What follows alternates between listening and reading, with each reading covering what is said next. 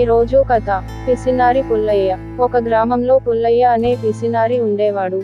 అతను తాతల కాలంనాటి పాత గుడిసెలో నివాసం ఉండేవాడు. అది ఎండకు ఎండి, వానకు తడిసి పూర్తిగా పాడైపోయినది. అయినా పుల్లయ్య ఆ గుడిసెను బాగు చేయించలేదు, ఎందుకంటే డబ్బు ఖర్చు అవుతుంది అని భయం. కొద్ది రోజులకు వానాకాలం వచ్చింది. బాగా వానలు పడుతున్నాయి. వానలకు గుడిసె మొత్తం కురుస్తుంది. పుల్లయ్య ఒక మూలన తడుచుకుంటూ గజగజ వణుకుతూ నిలబడ్డాడు.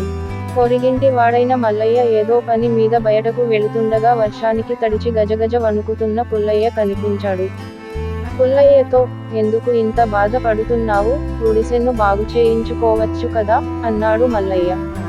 మల్లయ్య, నేను అలాగే చేయించుకోవాలి అనుకుంటున్నాను, కానీ ఈ వానల్లో పని ఎలా జరుగుతుంది, ఎండాకాలంలో గుడిసెను బాగు చేయిస్తాను అన్నాడు పుల్లయ్య.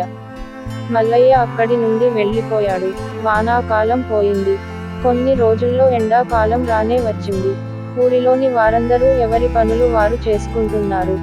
ఒకరోజు మల్లయ్య పొలానికి పుల్లయ్య గుడిసె ముందు నుండి వెళుతుండగా వానాకాలంలో జరిగిన విషయం గుర్తుకు వచ్చి, పుల్లయ్య, గుడిసెను ఎప్పుడు బాగు చేపిస్తున్నావు, ఎండాకాలం వచ్చింది కదా అన్నాడు.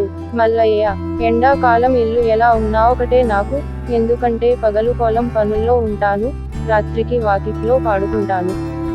ఈ మాత్రం దానికి డబ్బులు వృధా చేయడం ఎందుకు అన్నాడు పుల్లయ్య.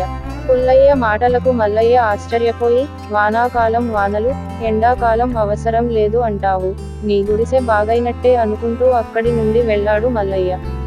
మళ్ళీ వర్షాకాలం రానే వచ్చింది. ఈసారి గాలితో కూడిన పెద్ద వర్షాలు వచ్చాయి. ఈ వానలకు పుల్లయ్య గుడిసె కూలిపోయింది. పుల్లయ్య గుడిసె కింద పడి చనిపోయాడు. పాపం పుల్లయ్య తిని తినక కూడబెట్టిన సొమ్ము కరుల పాలైంది. అందుకే పెద్దలంటారు, లోబికి అత్యాశ ఎక్కువ. నీతి, లోబికి 4 విధాల నష్టం. Please like, share and subscribe to my channel. Thanks for watching.